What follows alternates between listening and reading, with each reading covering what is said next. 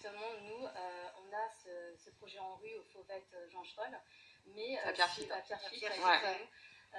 mais sur une rénovation d'une copropriété, donc ce qui est différent du Fromoisin.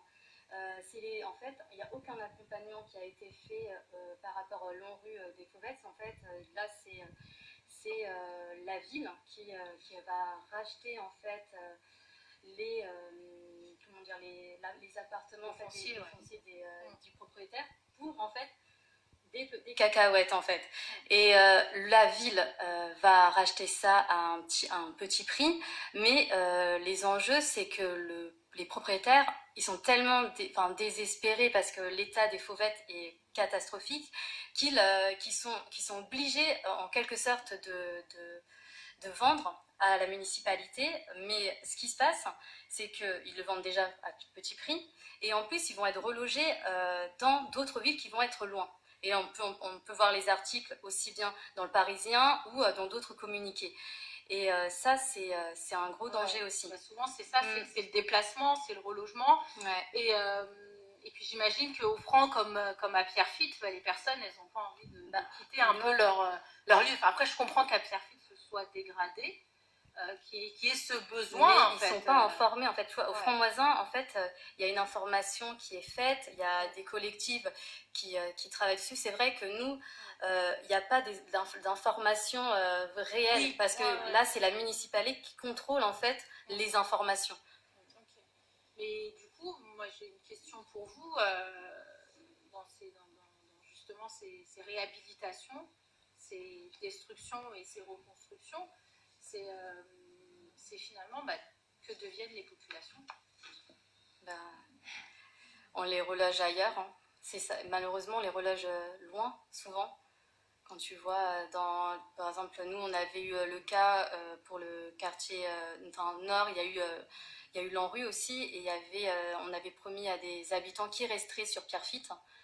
Malheureusement, ils se sont retrouvés à Aubervilliers, ils se sont retrouvés dans d'autres villes, alors qu'en fait, ils ne l'avaient pas demandé.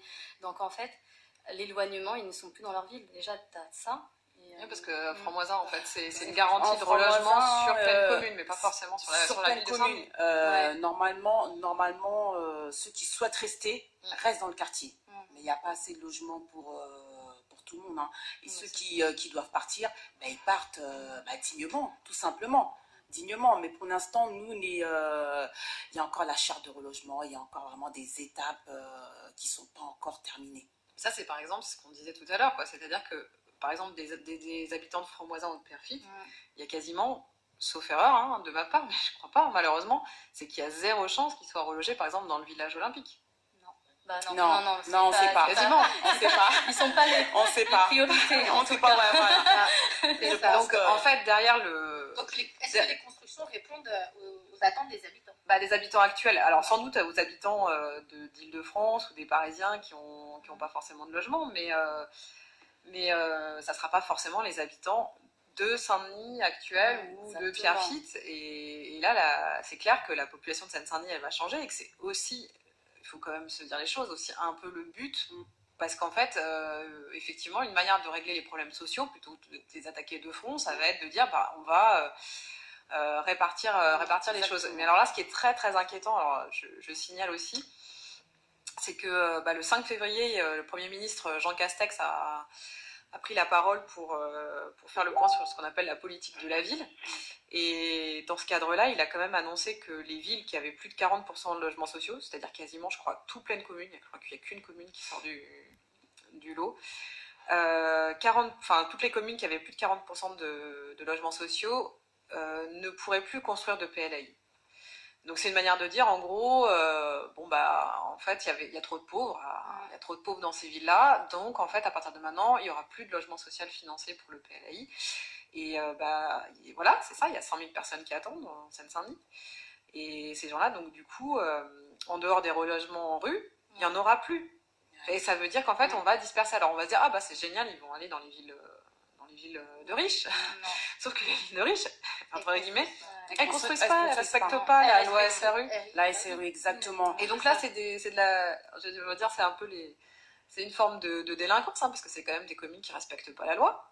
Mais là, il n'y a pas de Ouais. souci, quoi. Exactement, Bah, surtout que beaucoup de familles sont éligibles au PLAI. Et le PLAI est en voie quand même de disparition. Je ne vais pas dire de disparition comme les dinosaures, hein, mais voilà, il y a Clairement. Puis surtout que les villes, elles préfèrent payer. l'amende. Elles préfèrent payer l'amende et pas construire. Exactement. Enfin, déjà, il faudrait que la peine elle soit un peu plus lourde. Il faudrait Il faut trouver un imposer, équilibre. encadrer. Quitte à ce que même, discutons, hein, quitte à ce que même il y ait des éligibilités. Oui. Le maire, il respecte pas la loi. Ouais, ouais, Pourquoi c'est- pas y réfléchir? Parce que deviennent les populations? Que Exactement. deviennent les personnes? Oublions pas quand même que c'est un droit fondamental de se loger. Ah ouais. Exactement. Donc, la loi- Dignement. Et, Dignement. et surtout maintenant, au sortir de la crise, où on voit les conséquences de la crise sanitaire et sociale, de toute cette pauvreté, de toute cette nouvelle situation, il est d'autant plus important maintenant d'imposer l'accessibilité au logement à tous. Exactement. Et puis un logement digne.